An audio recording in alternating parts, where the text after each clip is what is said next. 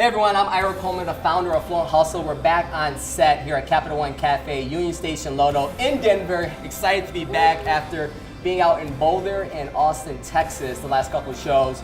This is going to be a very special show. We have great guests that are going to be expressing the Capital One vision, the city of Denver, money coaching, and our special guest, Sugarwish, co-founder of Sugarwish. This is going to be a conversation, a theme around giving. And I'm excited to be here and make this happen. And we have Katie Migliocco, Capital One Senior Director at Capital One Cafés. We have Deborah Cameron, City and County of Denver's Chief Business Development Officer. We have Amy Westbrook, Capital One Café's Money Coach, and Elisabeth Vezzani, co-founder of Sugarwish. These ladies are powerful figures in the business community, and I'm just so excited to learn from each of you to understand how we can come together and drive the entrepreneurial community overall. Fluent Hustle supports the mission of empowering entrepreneurs via a community of trust, sharing, learning, and growth. Our goal is to foster entrepreneurial success and personal fulfillment. Capital One strives to empower people to feel confident about the relationship with money. Their objective is to educate and empower people to help them reach their money goals. Both Fluent Hustle and Capital One are focused on helping people develop important life skills. Fluent Hustle wants to help entrepreneurs build their business, their network, and their world. And Capital One Café wants to help people take control of their personal finances and achieve their goals. Katie here is the Senior Director of Capital One Cafés, where she leads customer engagement efforts for their banking business. Her teams are responsible for developing local strategies, initiatives, planning and coordinating execution, and measuring and analyzing results within the cafe and the surrounding communities. These experiences consist of local marketing campaigns, events and activations, sponsorships, and volunteerism. And that's like this. Just like this. And what I really want to focus on with you, Katie, is the volunteering component. A lot of our guests, from the audience and people that have been here in the cafe have gotten a great sense through the show about what Capital One Café is about. But we want to understand, what are you doing outside of these walls, outside in the community, in the neighborhoods, to make an impact and a difference overall? Absolutely. Capital One is deeply, deeply committed to the communities, and listening and giving back to the communities all year long. Really, that it really is what differentiates us and what is our mission and what makes it really empowering for our ambassadors to be able to do that.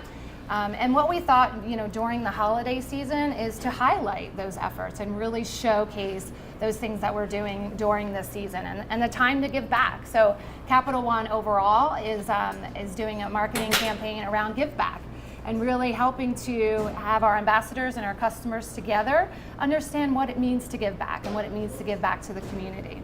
So this season we did two things. So the first thing we did is on Giving Tuesday, National Giving Tuesday, November 27th, we had all of our cafes host an event that had customers, ambassadors, small businesses, nonprofits come together and produce care packages. And these care packages were filled with many different things for those in need, and together, really coming together and having that passion for, we're here to really give back to the communities, to put together these care packages for these nonprofits. And what we allow them to do is choose a nonprofit that they would then donate that to. So across the cafes, we did 3,500 items that we donated to nonprofits on Giving Tuesday. And I'm pretty sure my mom did 100 of those care packages because she was here on that day, and she had a blast. And we had the assembly line over there, and she's from the bottom of her heart. That's what she loves to do. So when she walked in and was able to do that, you made her day. So I really appreciate that. Yeah, that's awesome. And it's so great to get the customers to do that with our ambassadors. Our ambassadors are so inspired and empowered to do that, and having customers to do that with them really was meaningful. The other initiative we did was called a Give Back program. And again, we do give back to the community all year long, but this one was, hey, let's empower ambassadors in their local community to identify and feature a nonprofit.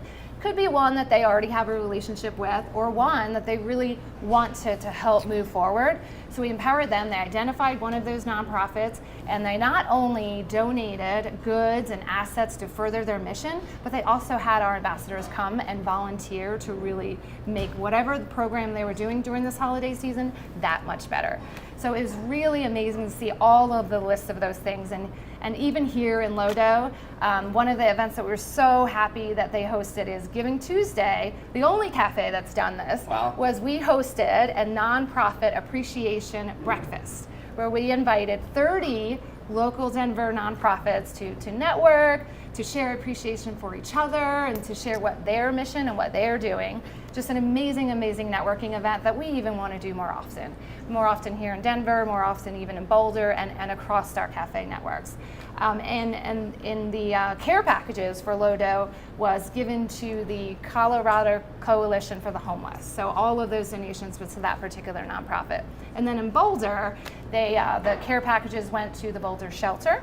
With the Boulder Shelter, it really is to help those homeless that really can be overlooked, and in a time of need to really give them something that truly means a lot to them during this time.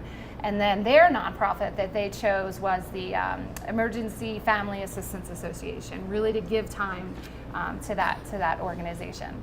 Which is super exciting to hear, especially locally. It was exciting to watch, and when you had the care packages up there, and my mom was able to participate, but then some of the customers were coming through, and they're like, "Hey, what's going on over here?" And they're like, "Hey, this is what we're doing," and they jumped right in to give a helping hand. And what I really loved was actually the FedEx guy dropped off the packages here. He walked over and he's like, "What's this assembly line going on?" I'm like, "Here, grab a bag, and I'll walk you right through the line." And he just loved it, and it was just like, this means a lot to me, just because he had a personal story that he was going through, recently on, and for him to see that he can walk into a community space like this and be able to partake in that, coming ahead was very powerful. Yeah. How can the customers and non-customers find out more information or get involved? To participate in efforts like this moving forward? Yeah, on our website, so capitalone.com/local, that's where we have all of our events. And so our team also, does events like this. We do workshops, we do more nonprofit networking events that we'd love to do. So certainly on the website is there, but really coming to the cafe and visiting and talking to the ambassadors, that's really the best way to figure out really what's going on. And for us, it really that differentiating thing for Capital One is really being local and really listening to the community and really listening to how we can all together continue to give back in a way that's super, super meaningful. Well, I appreciate you taking the time to be a part of this experience and sharing what you guys are doing outside of the walls here at a cafe. And I just appreciate this partnership. This is just an amazing platform that you're doing, so kudos to you. Thank you. Ira, this is great. Thank you, really appreciate it. Miss Deborah, hey. You left Denver for a couple years. Yep. Came back after being in South Carolina, and here you are again, driving, the entrepreneurial growth within this city. What was the first thing you noticed different coming back? I know you were visiting in between, but living here and actually being, ingrained back into the community, what comes to mind? Well, I was gone for 5 years, and the skyline of Denver changed in the 5 years that I was gone. The Union Station project was just getting underway, and so everything that's happened in this lower downtown area and everything that's happened on the way to the airport and the expansion of the RTD system, it's just been amazing to see. When my friends are like, "Hey, I'm coming to Denver, come pick me up," I'm like, you know what, there's door-to-door service. You're going to take the escalator down to the train, it's going to drop you off at Union Station, I'll walk across the street and come get you. Yep. So I appreciate that development you guys have done. You're an experienced economic developer who has worked at the regional, state, and multi-state level. You love working with communities to understand, strengthen, and market their assets for economic growth.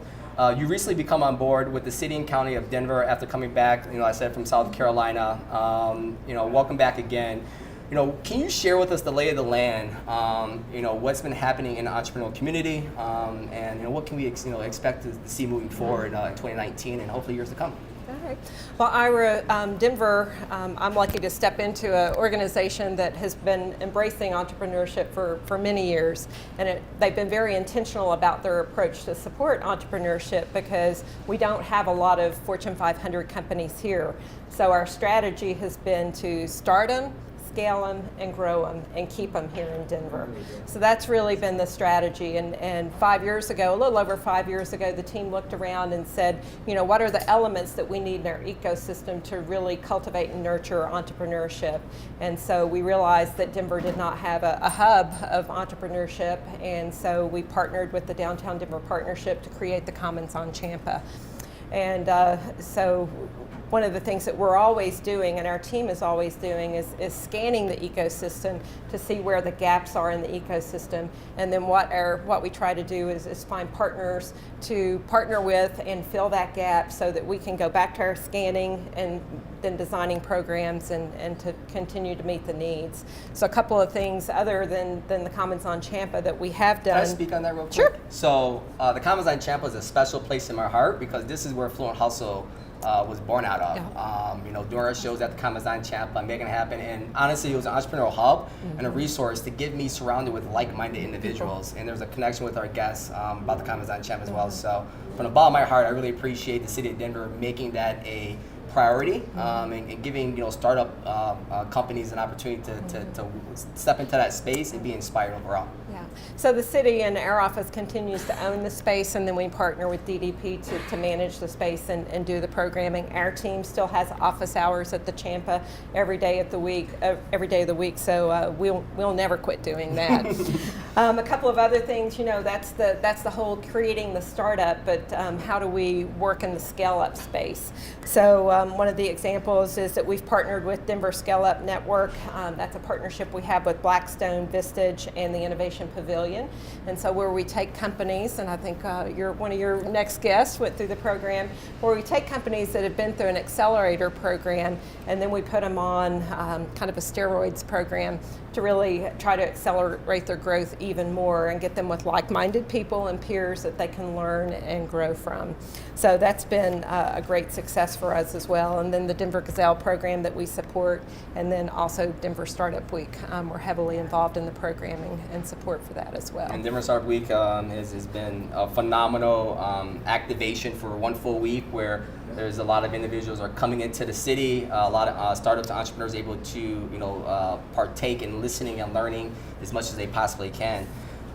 So 2019, how's that looking on the horizon? What are you most excited about? I'm excited about a lot of things. And Ira asked me, what trends are you seeing in 2019 on the entrepreneurship front? And so I had a couple of thoughts, and our team had a couple of thoughts that I'd like to share with you. One of the areas that we're very excited about is just the continued diversity we see in the entrepreneurship space. We're seeing a lot more women startups. We're seeing a lot more African American startups, Hispanically owned, women-owned startups. So we love that, and we want to continue to nurture and cultivate and support that. The whole global entrepreneurship scene, we're expecting to really take off. So at Denver Startup Week last year, we had over 70 entrepreneurs from different countries come in to participate in that program. So we hosted a welcome event, and we had a base camp set up at the Commons on Champa for all these. We had 70 international visitors that came in to just experience what Denver Startup Week was about. And we've created what we call these city-to-city partnerships with some major foreign cities around the globe. So we have agreements in place with London. We're negotiating now with Paris and Brest in France. We're talking with Toronto, and really what we hope is that when our entrepreneurs are ready to move into the global market space, we can vet them and connect them with the city that makes the most sense with their product so that they can think about taking their product globally. And likewise, those cities will send their entrepreneurs that they vetted into Denver when they're looking to launch in North America. This will be their launch space. We'll provide them office space at the Commons on Champa as they explore this marketplace, and we'll make connections for them here. Well, if you need an international city rep from Denver, I might be your guy. And I think the last thing I'd say is just the amount of energy there is around education entities, both higher education entities and K through 12 educational entities that are now interested in engaging in entrepreneurship, and I think we're really going to see that accelerate in 2019. I'm so excited to hear that from you. I've always had an entrepreneurial spirit. In high school, I didn't have any formal entrepreneurial or business classes. I took a leap of faith to go to college and just dive right into it. And I was fortunate to have a career that really kept that sharp over the course of that time. But I wish I could have learned those skill sets in elementary school, through graduation, high school, so that way, most likely in this position, just be stronger at what I was doing. So, well, ladies, I appreciate you both being here and giving some insight on what Capital One is doing outside of the cafe and what the city of Denver is doing to further help our community. We're going to bring our guests up here in a moment. Let's give a round of applause for these ladies. Thank you.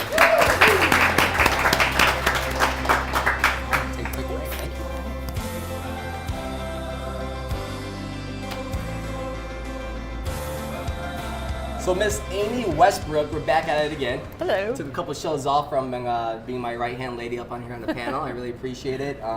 You and I have spent a lot of time together in the last couple months, and it's been phenomenal to be able to be part of the one-on-one coaching sessions and the workshops we've been doing. For the individuals who don't know, Amy Westbrook is the money coach with Capital One. Can you explain what money coaching is, what can one expect from that, and then I'd like to kind of jump in and give some personal insight on what I experienced through my sessions with you. Ooh, he's going to share. Awesome. Good. So I am a certified life coach as well as a professional money coach. And so Capital One graciously, you talk about giving back, has created this program where you can receive 3 free money coaching sessions with me. And you don't even have to be a Capital One customer. And inside that program, we can look at what your goals are and just really where you want to go, what's getting in the way, and creating a plan to help you get there. And what you and I have worked on in the past is understanding, values, visions, and priorities, and how important those are for individuals, especially entrepreneurs. We jump into this realm and say, hey, I'm gonna get into business, and realize how much you really got to take on, and different directions you get pulled. And something that we spoke about the values tools. Can you go over some of the tools that you and I discussed and that you provide throughout those sessions? Yeah, and so I'm just gonna. As a coach, I'm not supposed to have a favorite, but I have a favorite. And that is our values tool. And it's just great insight to helping people understand the values that really drive them. It is their unique DNA. And when we often, do a values exercise at work or something like that, we go shopping for values and we say, I should pick integrity, I should pick honesty. When in reality, we're driven by ambition and wealth. I mean, those could be 2 things that a lot of people wouldn't proactively choose. Or maybe it's creativity, fun. I think this is going to come up a few times today. So you have some other choices when you really figure out what drives you. It's just sort of magical. All of a sudden you understand why you make the decisions that you make and what's important to you, what your hot buttons are. So I would say that is my favorite tool, and I think that tool informs a lot of the other tools that we use inside of the money coaching sessions. And one of the tools that I selected was Scale Your Spending. I love that tool too. And That's my second favorite. with Scale Your Spending, and what it really, the main question. You asked me 2 questions at the beginning. Where do I want to be, and what's weighing me down? What's the importance of asking those 2 questions to help someone along their journey? Well, I don't think people get the chance to, answer those questions. Like, we don't go around asking each other like, hey, what's weighing you down? What's getting in the way of your goal right now? So it's just nice because it refocuses somebody on not where they are, so we don't become a victim of our circumstances, but where do you want to be? Like, where do you see yourself? And let me help you get there, because we can remove the obstacles. And that question can be asked quarterly basis, annual basis, every 5 years. Daily. Daily, yeah. It's ever changing, right? And, right. And I talk about kind of going through the seasons of life, about where you're at, and where your career might be, where your business might be, how you're feeling internally, externally, and things like that. But what really stuck out with me in the scale you're spinning was what are your needs and don't needs, and and me, I had old habits for my corporate career, and a lot of that was eating out all the time. And I was looking at this, I'm like, dang, I'm spending a lot of money at these restaurants, and I need to figure out a way to cut that back. I love going out, I love enjoying. I hate cleaning up after myself, so that's probably why they have an easy excuse. But in the last 3 weeks, I made a conscious decision to say, you know what, I'm going to only eat out 3 times per week. That could be the lunch or dinner.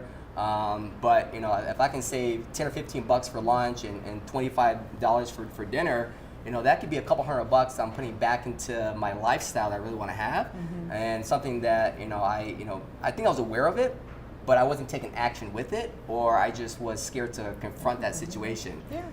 So that really helped me out in understanding, about how I can make necessary changes by not making a budget, by just simply shifting over a little bit, while I still can enjoy my lifestyle, that I have going on. And so we spoke about money coaching, on a regular basis. But let's bring up the workshops. Like, what kind of workshops do we have going on, or Capital One has going on, and what does the workshops look like? We've got several workshops facilitated by me or one of our local money coaches. I should mention, I am not the only money coach in the U.S. There's lots of money coaches. So you should check out your local Capital One website, capitalone.com/local, and you can get connected that way.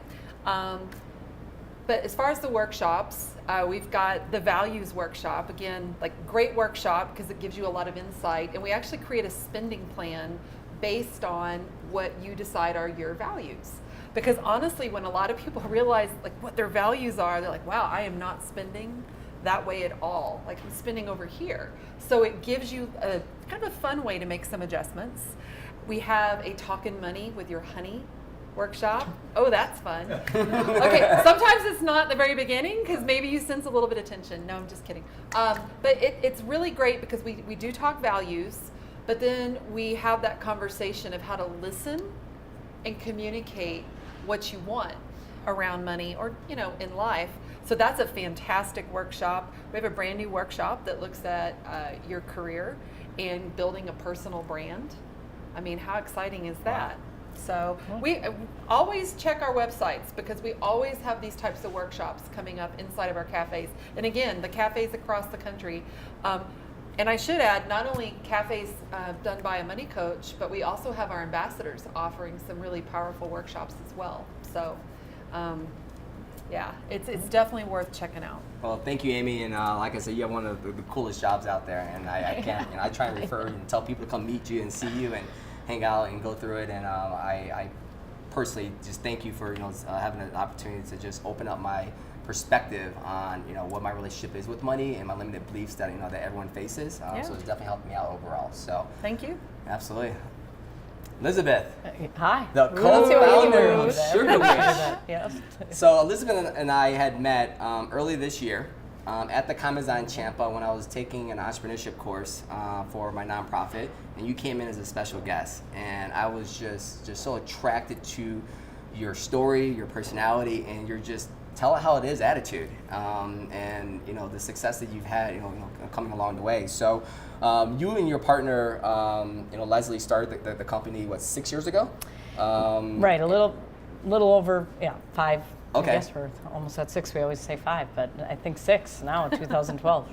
Yes. And it's been quite the journey. And what we want to understand here is what does that journey look like? And then Amy and I are going to ask you some questions to understand, kind of get more of that story. Yeah. But how did you come up with the gifting idea with Sugarwish?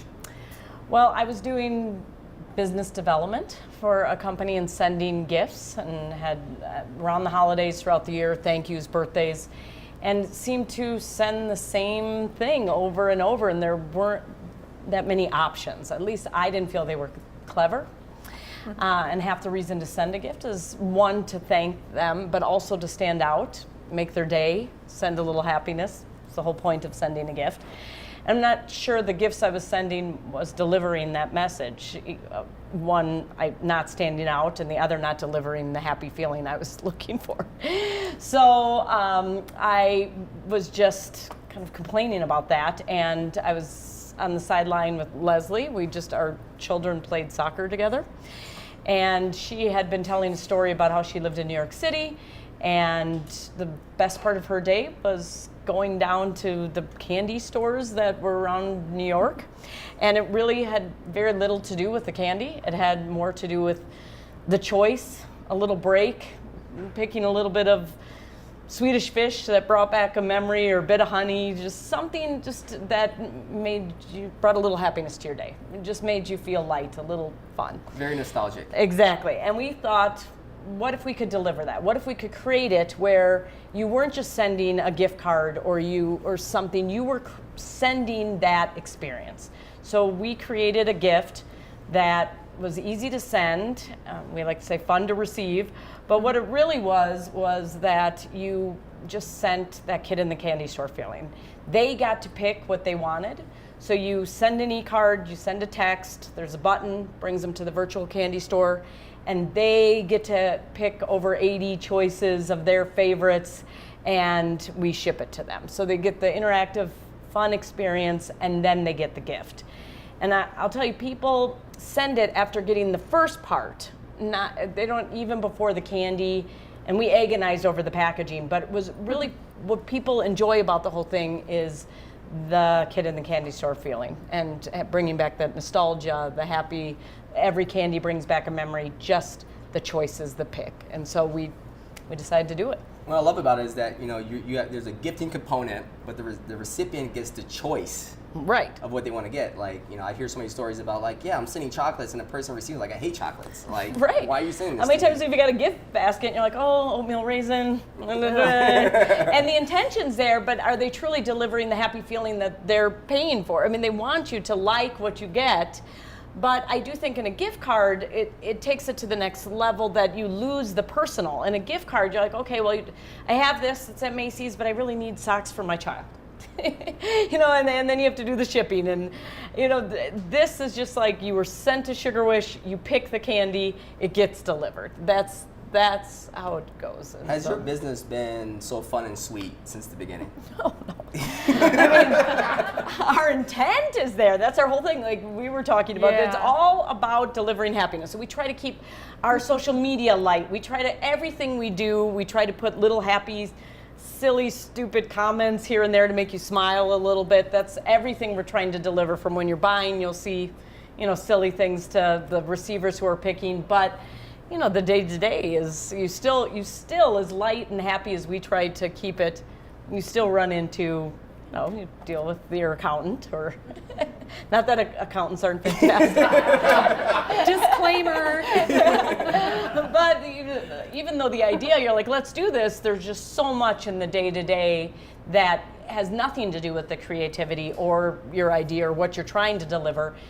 Somebody still has to take out the trash. So, but even there's just so much in the day-to-day that has nothing to do with the fun, creative aspect of it. Since I first met you, you've always had a very jovial, positive attitude. How do you maintain that focus and and give yourself the energy to have the foresight to keep on moving forward within your business and keeping that as a top priority for you? We were talking about we make fun of ourselves a lot. We laugh a lot. We, cry through it, tears of just from the outside looking in that it's humorous, even if it's painful. Yeah. So I do think taking it with humor and even the bad days, but I definitely maybe portray more jovial than, you see me a couple hours earlier, I was, plenty grumpy. Well, and could I just speak to that too? Just, if we were joking about it before the show, that not forgetting that you're human, right? And just having some compassion for yourself, and not when you mess or if you mess up, but when you mess up, learn the lesson and move on. I mean, we're going to screw up. It happens, right? But if you can do it with a little sense of humor, you're going to get through it a little bit faster. So, when your friend tells you a story that's really embarrassing, you like that friend more. The self-deprecating people are the people you're drawn to. So we all try to pretend we're perfect and we look a certain way, but the people we all like are the ones who aren't perfect. So I've noticed the same in business. Like if something's gone wrong, those have turned in some of our best wins, where we've sent an email that was wrong and then we make a joke about the email later, and then we gain people like authenticity. Yes. They like to know that we're all the same, and some of the things we've thought have been losses have been our biggest wins. So I want to get into the personal money aspect. Getting into business within your partner, you have to self-fund your business. Is that how you guys did it? We did. Okay, so you did self-funding. In the beginning. At the beginning. Mm-hmm. So, and that's very important right now, is at the beginning, what adjustments did you make at the beginning to not sacrifice your lifestyle, but shift over so you can properly fund your business and make sure that it's going in the direction to get you to that next level? Well, the good thing about a startup it takes all your time, so you're not spending money on fun things. so you've got that going for you.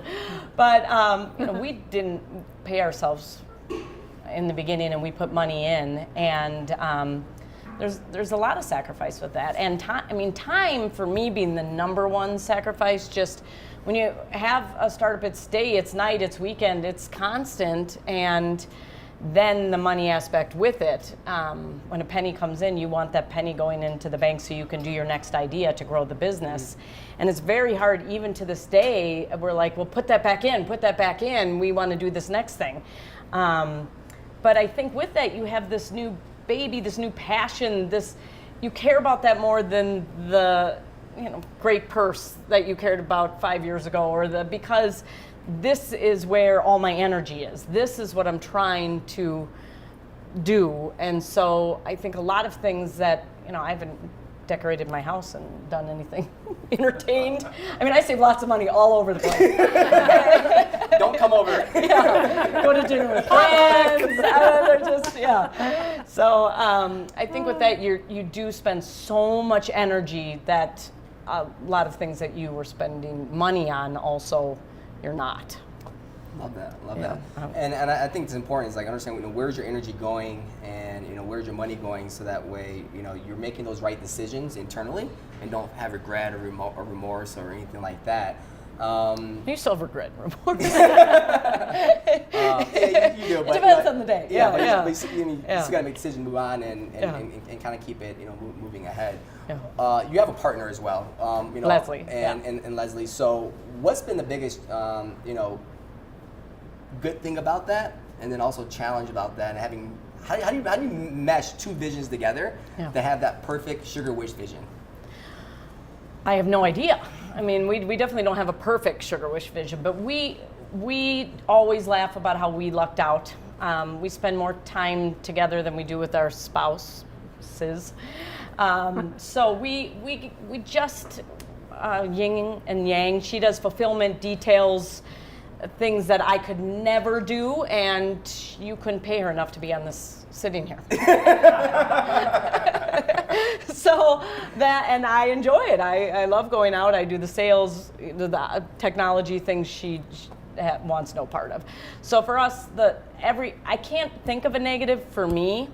Sometimes I see it a different way than she sees it, and we think that makes us our best self, because if I'm gung-ho about an idea and she's not, then it makes me second think that. There's so many things we might have done that probably, maybe they would have been fantastic, but just having that naysayer or other, not a naysayer, but she just challenges not you. sure. And then we always a devil's advocate, right? maybe. A devil's advocate. If I fight hard enough for it, or if she fights hard enough for it, then we do it, because we're like, but you had to fight hard enough to get it by. You cared that much, you believed that much, and that's been really big for us. And not to mention just when things are bad, to have someone to laugh it off with or talk about. I really don't know how I would have done it without Leslie.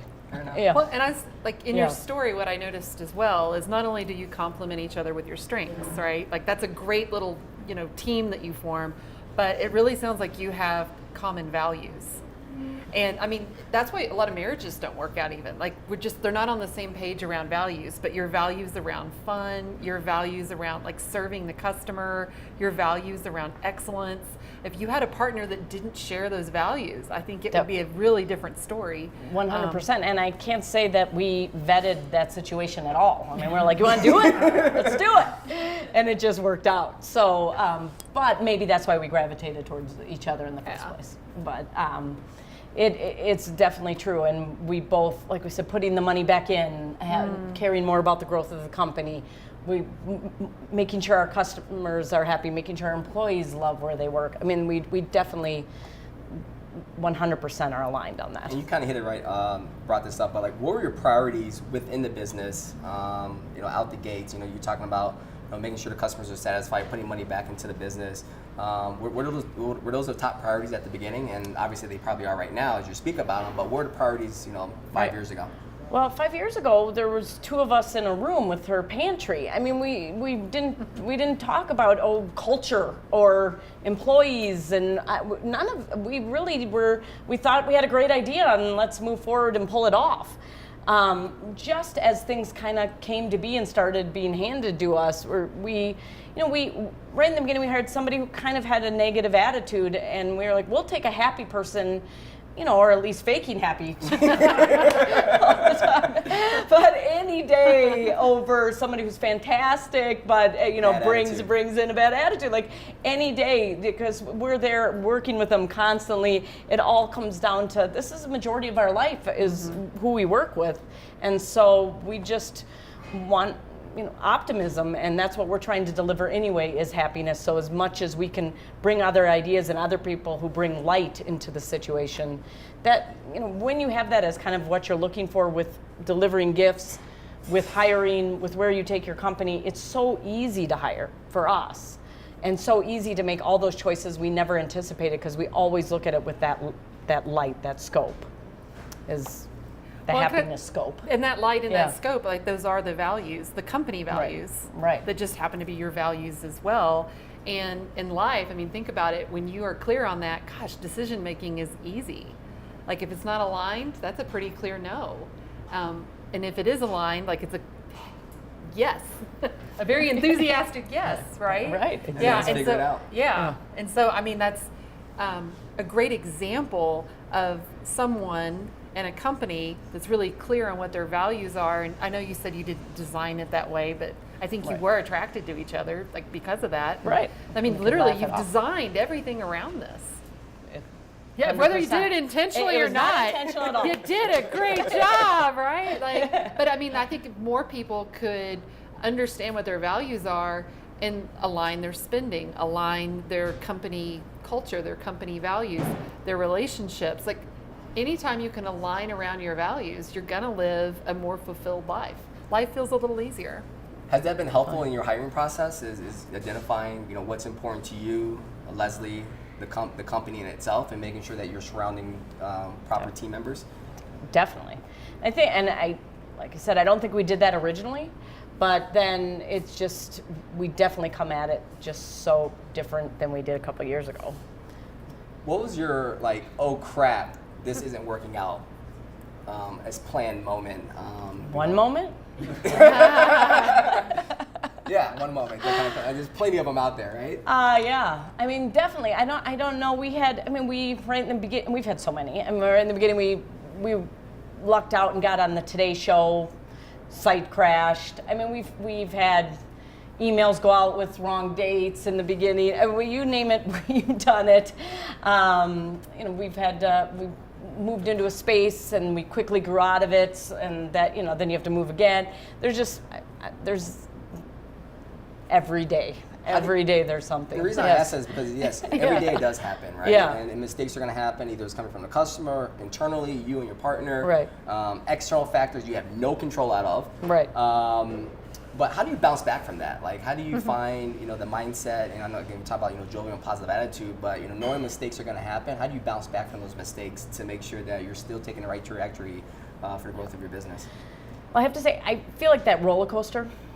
That in the beginning, every hit, I would be sick to my stomach. Like when the Today Show happened, I didn't throw up, but I was close. I mean, I just can't even see straight. We're like, we've got a big break, and this is happening. And how could it be? And you think the world's going to end. And I think that kind of rule of halves, everybody's heard, but it's not. The Today Show, we got on it again, and when we did get it, and our site was perfect, it wasn't as great as we thought it was going to be. And the things that were bad when it crashed, it wasn't as bad as we thought it was. It's about half as good, half as bad. But I also just think, having gone through the roller coaster, and believe me, I still ride the roller coaster, but I ride it so much. It's a kiddie roller coaster now. It's because we've had the ups and downs. When they hit, the other day we had somebody, we're like, this isn't going to be the only thing. It's something else is coming tomorrow. I mean, and we're going to be fine. And we had 8 wonderful things happen today, and we celebrate the wins, and we, don't do finger pointing with the losses. We all make mistakes. Everybody's trying their best. If you feel like everybody is, you're just not that angry about it. Like if the intent is there and you believe your team is giving it their all, it really doesn't matter if they made a mistake because they weren't trying to. When it only comes down to when the intent isn't there. And so assuming it is, which we have an excellent team and everybody works so hard, I'm so thankful, that if somebody accidentally does something little, it really doesn't matter. I was actually talking to Katie about this earlier about making mistakes, and I made a ton of mistakes this past year. But finding enough resiliency to get through them, and as long as it's not detrimental, you're learning. They're learning opportunities, right? And they're going to actually bring out your blind spots that you weren't aware of, and either with your employees, with yourself, within a company in general.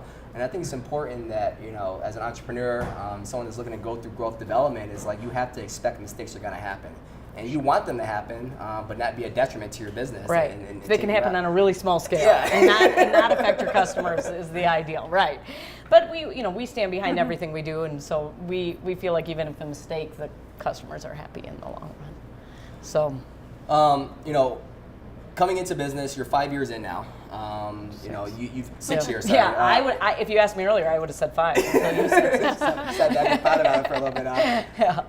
What's been the biggest takeaway in learning? And there's been plenty, obviously, but what comes top of mind that you can really hit home about that you've learned about yourself, running your business.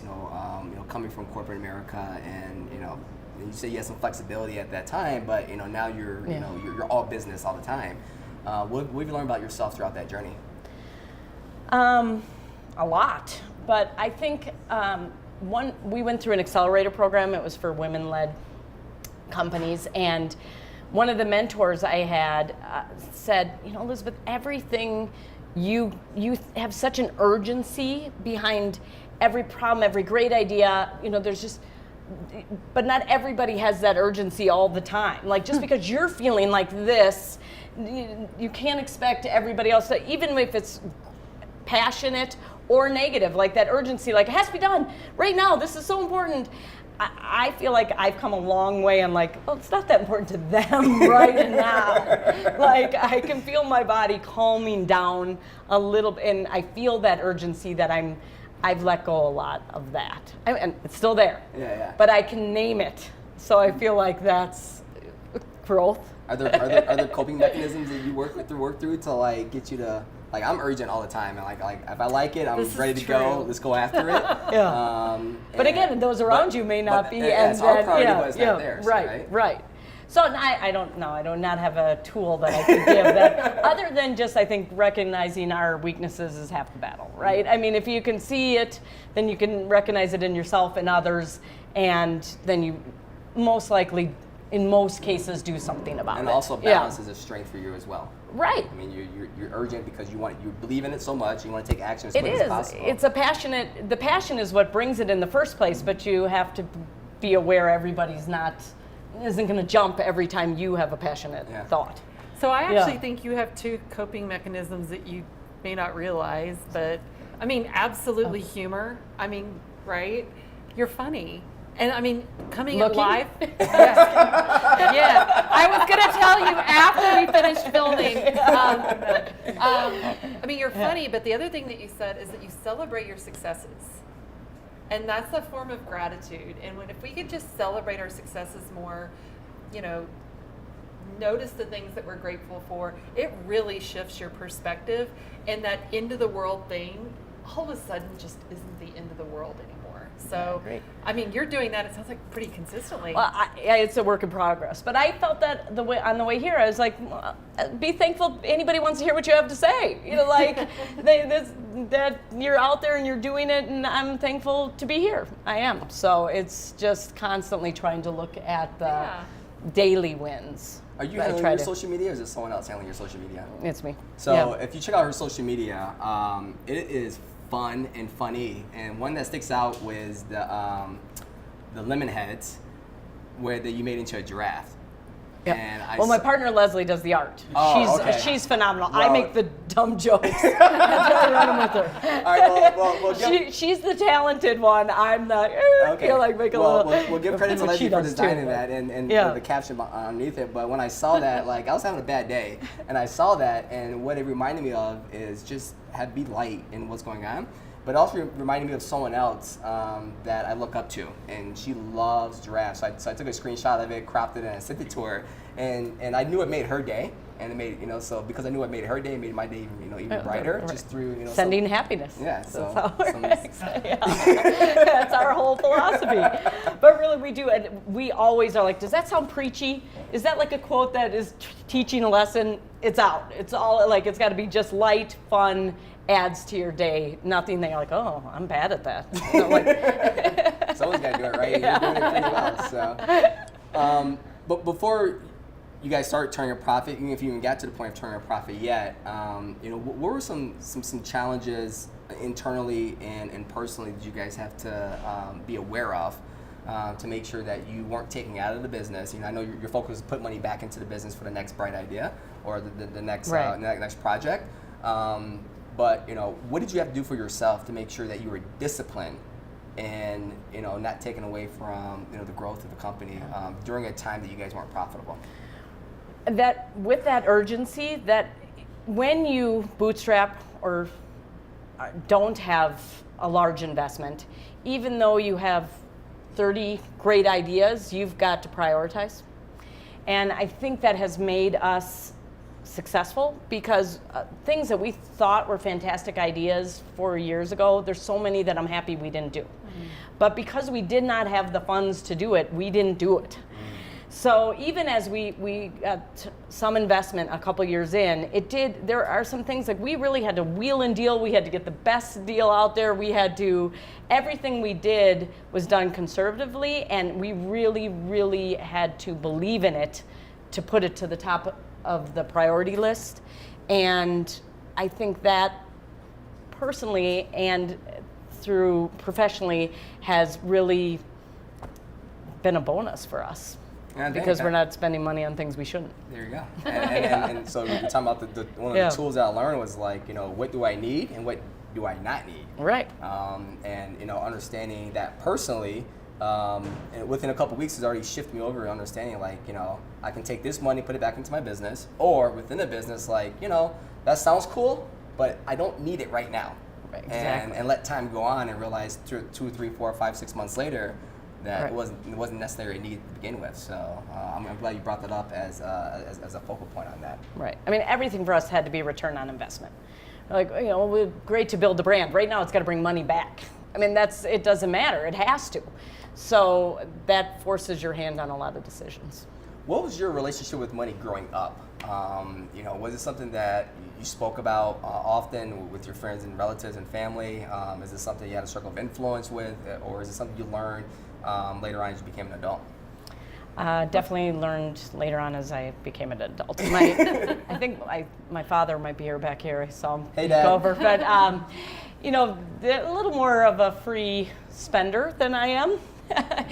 So I maybe by my parents' things they did fantastic or they didn't do as well, I really became more conservative about finances. Mm-hmm. I'm definitely conservative when it comes to spending, which definitely with business has been a plus, I think. Yeah. Depends on what it is, maybe. Day. Yeah, right. But I maybe just through my childhood eyes, I have changed and learned some things that I've used in business. Okay. Yeah. Okay. Beautiful. What's the best advice that you can give to someone that is starting up right now, and they're looking?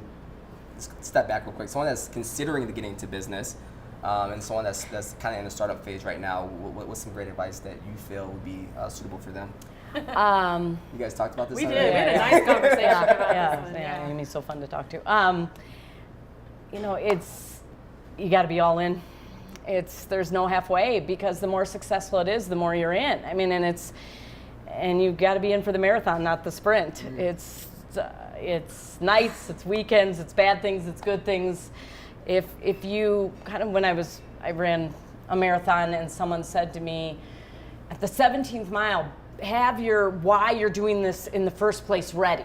Like, because when you hit that 17th mile, if you don't know why you're doing this, you're very much going to be like, I don't care enough.